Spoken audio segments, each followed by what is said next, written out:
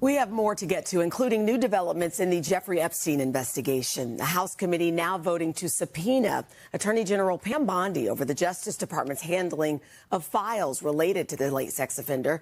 NBC's Ryan Nobles joins us from Washington. Ryan, good morning to you. What can we expect from Bondi testifying? Well, Chanel, good morning. The subpoena from the House Oversight Committee calls for a closed-door deposition, so we can likely expect something similar to what we just saw with Bill and Hillary Clinton, where the committee will record and then later release the video.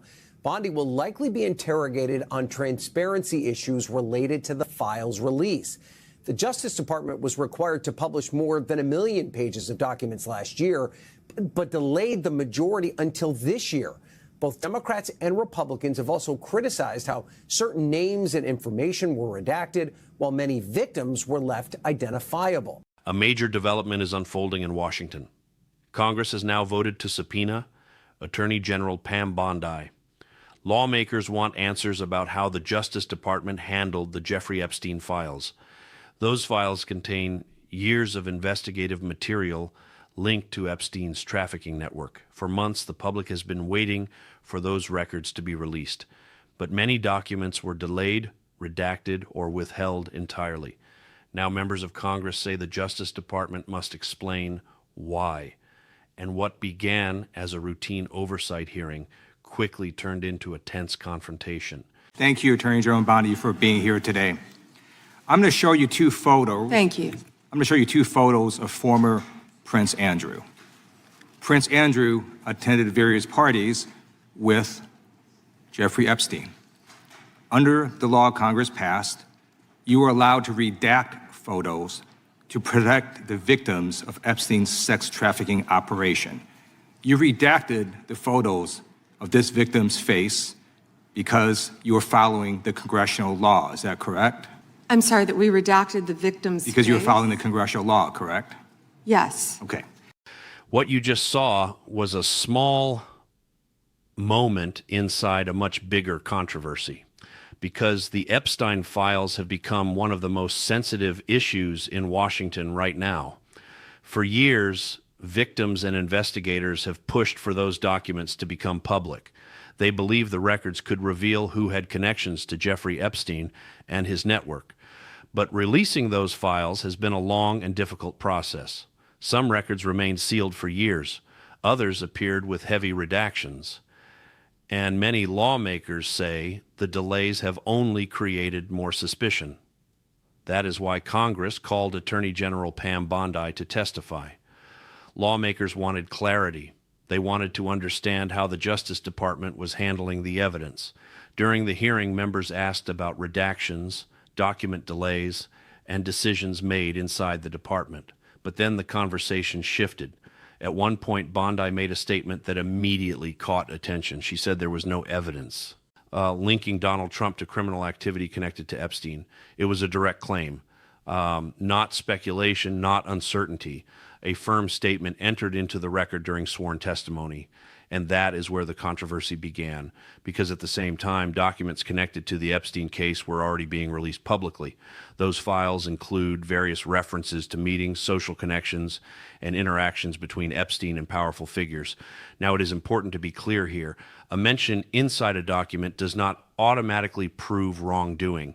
But some lawmakers argued that declaring no evidence exists went too far. They said that statement could be misleading if the files were still being reviewed or released. That disagreement quickly turned into a heated exchange. Members of Congress began challenging Bondi's wording. Bondi defended her position. She insisted the Justice Department had not found evidence that would support criminal charges. But critics said that explanation was not the same as saying no evidence exists. The difference between those two statements became the focus of the entire hearing. As tensions rose, voices grew louder. Interruptions happened. The hearing room became chaotic. What started as routine questioning turned into a political showdown, and the fallout did not stop there. 2 weeks later, the situation escalated again. Two members of Congress, both former prosecutors, sent a formal request to the Justice Department. They asked for a special counsel to investigate Bondi's testimony. A special counsel is an independent prosecutor, someone assigned to investigate sensitive matters involving government officials. If appointed, that investigator would have authority to review documents, interview witnesses, and examine what was said during the hearing. Supporters of Bondi say the accusations are politically motivated. They argue the Attorney General was speaking in a legal context. From their perspective, she meant there was no evidence sufficient to support criminal charges. Critics disagree. They say when the Attorney General speaks under oath, every word matters. They argue absolute statements can create confusion if documents suggest otherwise. Now the debate has moved beyond the hearing room. Video of the exchange is spreading online. Lawmakers are referencing it in interviews and public statements. And the issue has once again placed the Epstein files in the national spotlight. Meanwhile, those documents are still being released in stages. Every new batch brings renewed scrutiny from journalists and investigators. For survivors of Epstein's trafficking ring, these developments carry enormous weight. Many of them have waited years for transparency.